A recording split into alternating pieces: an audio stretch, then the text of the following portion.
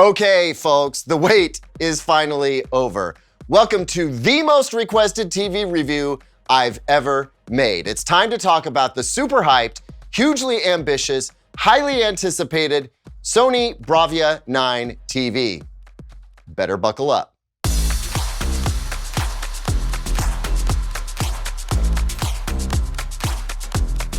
Welcome back, everyone. I'm Caleb Dennison, and let me start by thanking you for your patience. I mean, not patience in spirit, because all of y'all in the comments section of just about every video I've made for the last 6 weeks or so have seemed anything but patient. But you've waited, you're here now, and I thank you for enduring the wait. Now, for those of you who don't count yourselves among the TV enthusiast crowd, the build-up to the Sony Bravia 9 TV, also known as the XR90, has been rather dramatic. It started with a rather exclusive trip to Sony's Tokyo headquarters, where for the first time, Sony peeled back the super secretive curtain and a few TV panel layers on its mini LED backlight technology. The anticipation was then further intensified more recently at a special press event that Sony held at the Sony Pictures lot in Culver City, California, where journalists who had previously only read about the forthcoming Bravia 9 got to see it in action. And the acclaim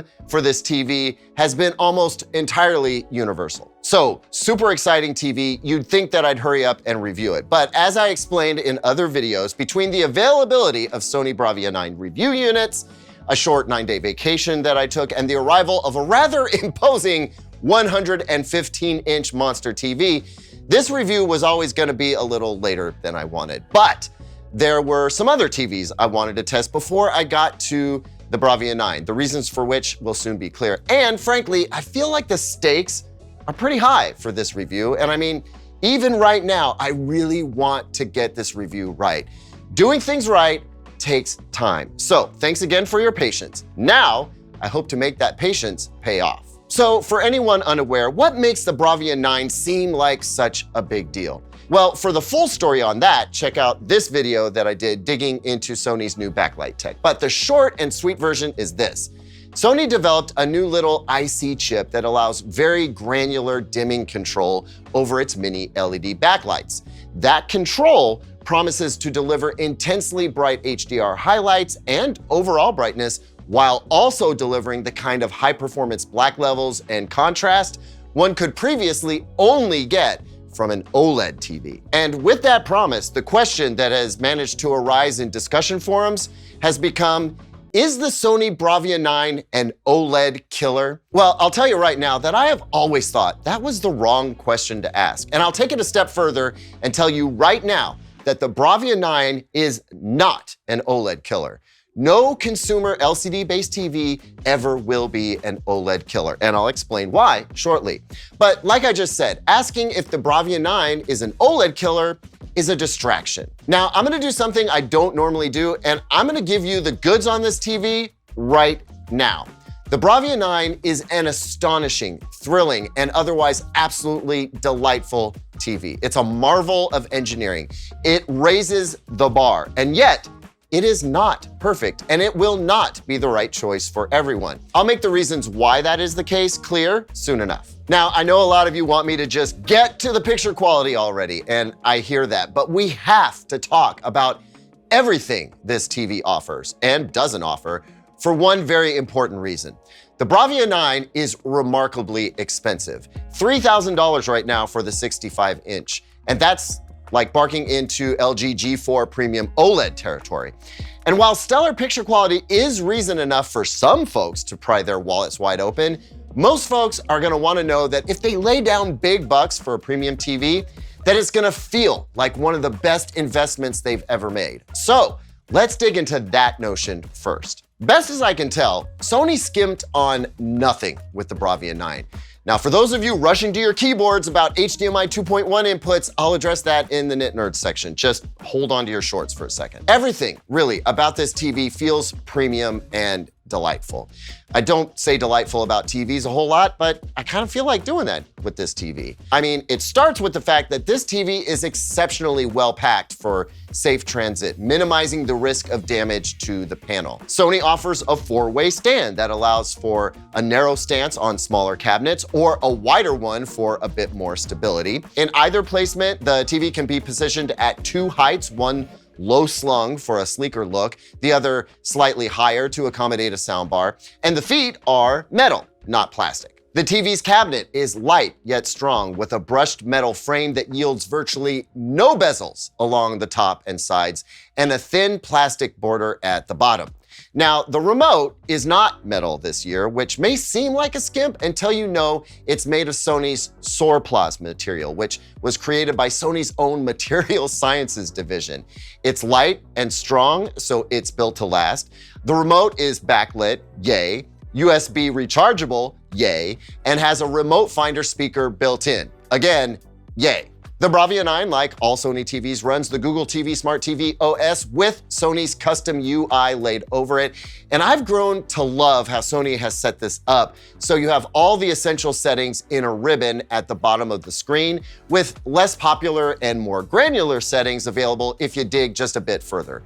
I really appreciate that Sony limits the number of clicks that you have to make to get to what you need and want. And that extends to Sony's choice to have the TV tune to the last used input when you turn it on. So instead of always going to the Google TV home screen like so many other TVs do, when you turn it on, if it was on HDMI 1, like where you might have your cable TV box, the TV will be tuned to HDMI 1 automatically when you turn it back on, instantly showing you what's on your cable TV.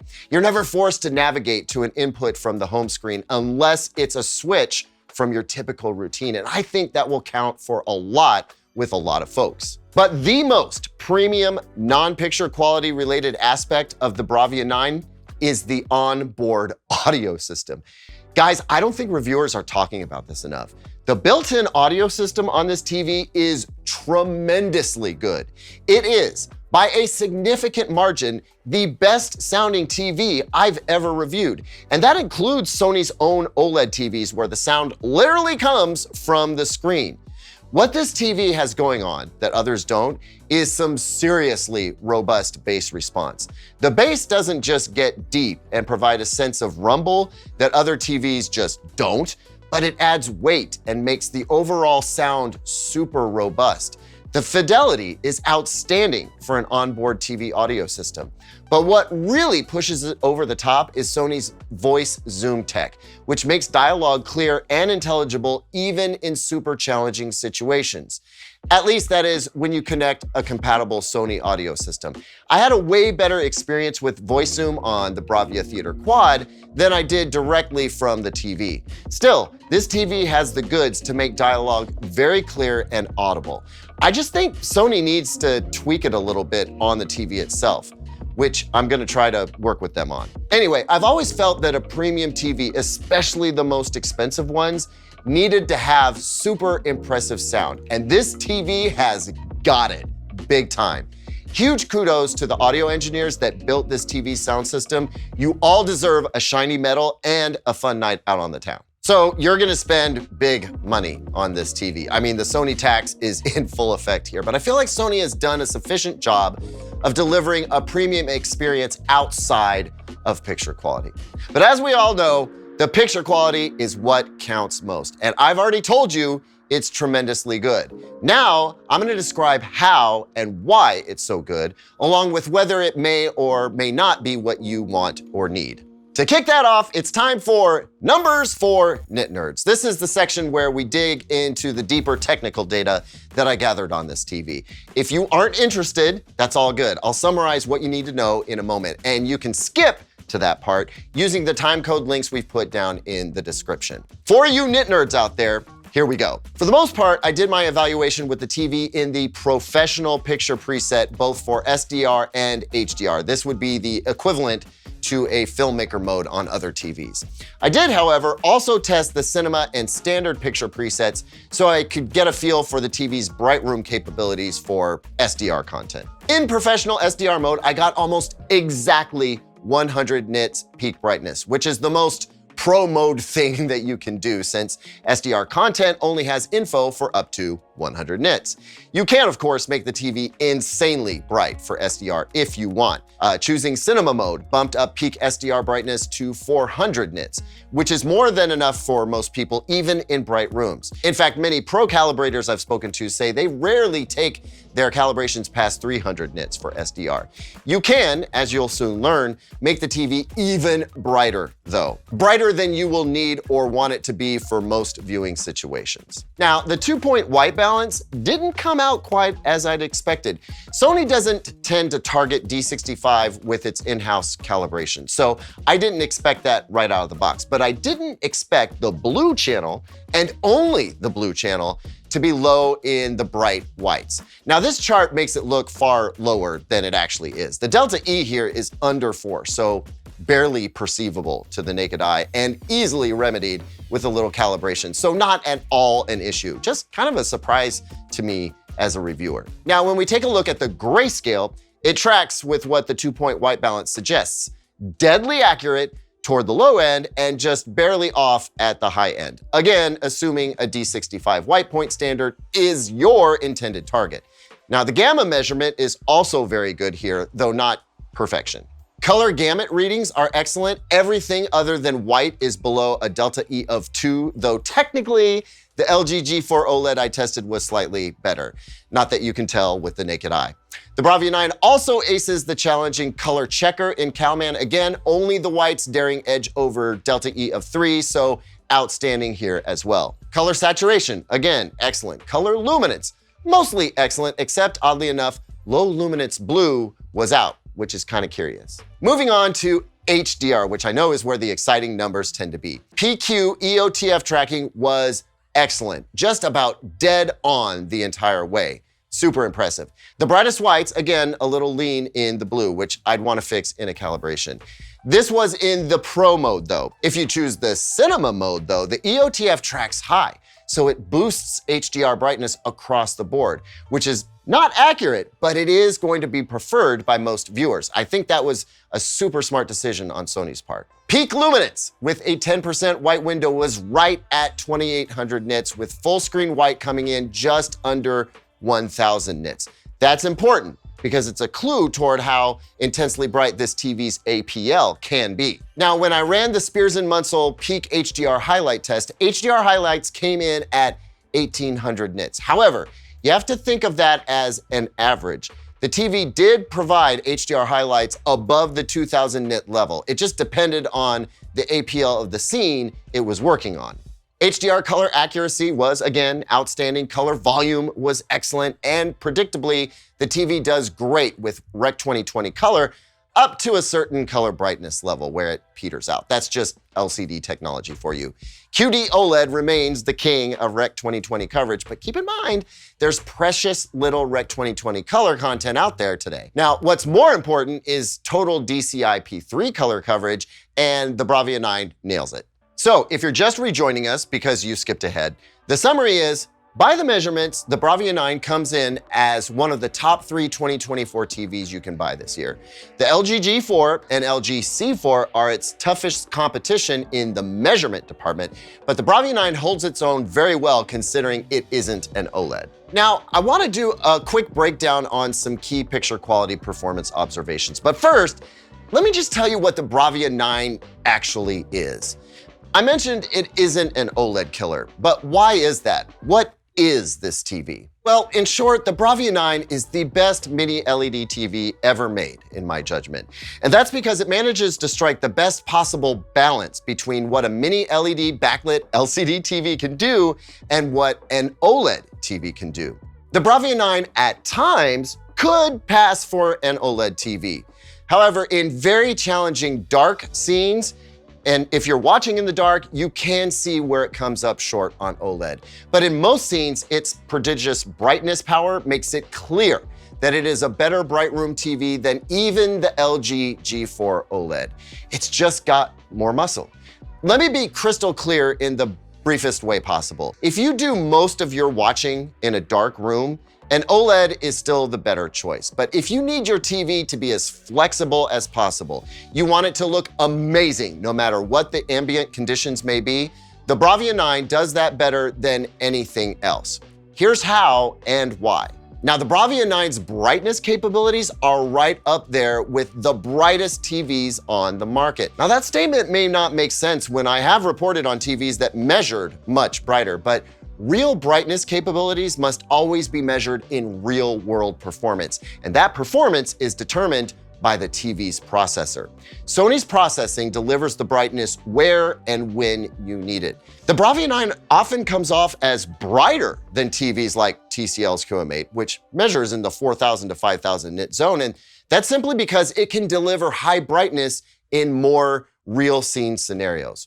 Real world scenario, this TV is awesomely bright. I do want to be super clear here though. The brightness capabilities of this TV won't always be apparent. It's highly content dependent. Like here, we've got the Mad Max 4K HDR Blu-ray going to both the Bravia 9 up top and the A95L QD OLED on the bottom. Both are in the accurate professional mode. All the other settings are about the same. You might expect the bright flames in this scene to be notably brighter on the Bravia 9 than they are on the A95L. However, they aren't. In fact, they are very closely matched. But what makes the Bravia 9 different than other mini LED TVs that could be here in this comparison is the subtlety in the contrast that other mini LED TVs cannot pull off. That's why it looks so OLED-like. But in other scenes, particularly those mastered at 4,000 nits, the tiny HDR highlights will be brighter than the A95L OLED can pull off. And in very high APL scenes with a lot of snow or maybe hockey or something like that, it will not only be brighter on the Bravia 9, but it isn't going to dim ever. So that's the story with this TV's brightness. It's there when it should be, there when it needs to be, and it gets out of the way at the right times too, which brings us to the next section. High brightness is only impressive if it's part of a high contrast image. If you don't have deep blacks and great overall contrast scene to scene, that high brightness makes a picture look washed out instead of pop. This right here is what makes the Bravia 9 so special. It makes the right choices when managing its backlight so that you get the right blend of deep blacks, high contrast, and bright highlights, as well as bright and punchy high brightness scenes. And due to the decisions Sony's processor executes on, you also get blooming and halo that is so minimized, it's a non-issue. Now, that does mean that there are some extremely challenging scenes in which you can see the backlight doing something that you might not expect.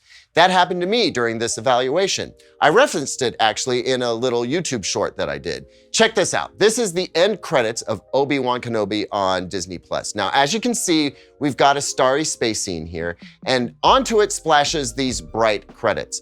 When the bright credit comes up, you'll notice that not just the bright credit comes up, all of the stars get brighter too. And then when the credit disappears, the brightness of the stars goes back down. It kind of looks like global brightening and dimming. Now you may wonder, as I did, why Sony didn't just juice up only the backlights behind the credit. I mean, isn't that the point of local dimming?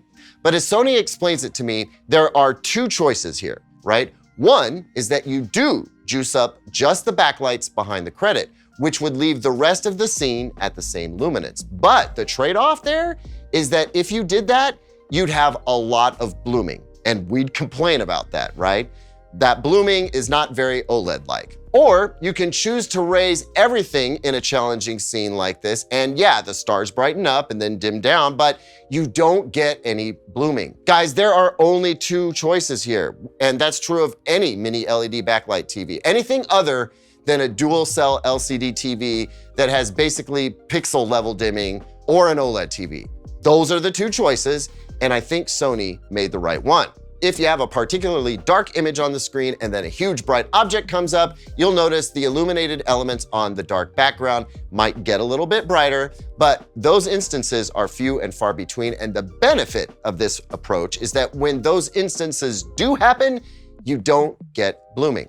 And the really great news is that something small and more localized to one portion of the screen, like closed captions, they don't trigger that decision. So you get virtually blooming-free closed captions on a jet black letterbox bar with no adjustment to the overall picture level. Now, as I mentioned in the Nit Nerd section, the color on this TV is tremendous. QD OLED can beat it, mostly because it can have higher color brightness, and that gives off a brighter feeling image. But most of what you'll watch, the color is top-notch, both in terms of accuracy and pop. For motion, well, it's an LCD TV, so it's not gonna have the instant response time of an OLED, but I actually see that as a benefit more than a liability. With OLEDs, the pixel response time is so instantaneous that bright pixels lighting up so quickly can create a strobing or stutter effect. You won't get that here. And Sony's processing reduces judder as well as, if not better than, others. You're getting top quality motion with this TV. I didn't watch a ton of sports, but what I did watch was fast paced and it looked great to me without the aid of motion smoothing. So that's a win for the motion section. Now, as for gaming, I think what makes this TV great for gaming is the fact that it has all the gaming feature support that most people want and need. It offers some of the best picture quality that you can get from a non-OLED TV, while not running any risk of burn-in or running into auto brightness limiter. You know, it doesn't do 144 Hertz, so it isn't perhaps gonna unlock that one feature for those using high-end gaming PCs, but it does support VRR, ALLM, and source-based tone mapping, so it's a great companion to both of the Xbox and PS5 consoles. Again, pixel response time isn't as quick as OLED, so you may get a little more color smearing than you do with OLED, but with picture quality like this, no burn-in risk, no dimming, it's hard to imagine most folks playing video games being disappointed at anything. So guys, the Bravia 9 is not trying to be an OLED. It's trying to be the best of both worlds, when that is nearly impossible to pull off. Remember, compromises are inevitable. It's always gonna be a question of, were the right decisions made? And I think Sony has made all the right decisions here. That's a matter of personal preference, but that's where I stand on the matter. Guys, there's just no question that the Bravia 9 is a remarkable TV, and it's got a remarkable price to match. I suppose you feel empowered to do that when you're making something that nobody else is making. But frankly, the high price is the Bravia 9's only real weakness. And it is a major one, since that is what will stand in the way of more folks owning such an amazing TV. But at the end of the day, it is amazing, and I'm glad about that. I wondered if it could stand up to the hype, and I think it absolutely does. Thanks so much for watching, everyone. What's your take on the Bravia 9? Have you seen it in action, in person? Let me know your thoughts in the comments. If you like this video, do us a favor and smash that like button. Subscribe if you want to see more. I'll see you on the next one. And until then, here's 2 other videos I think you might like.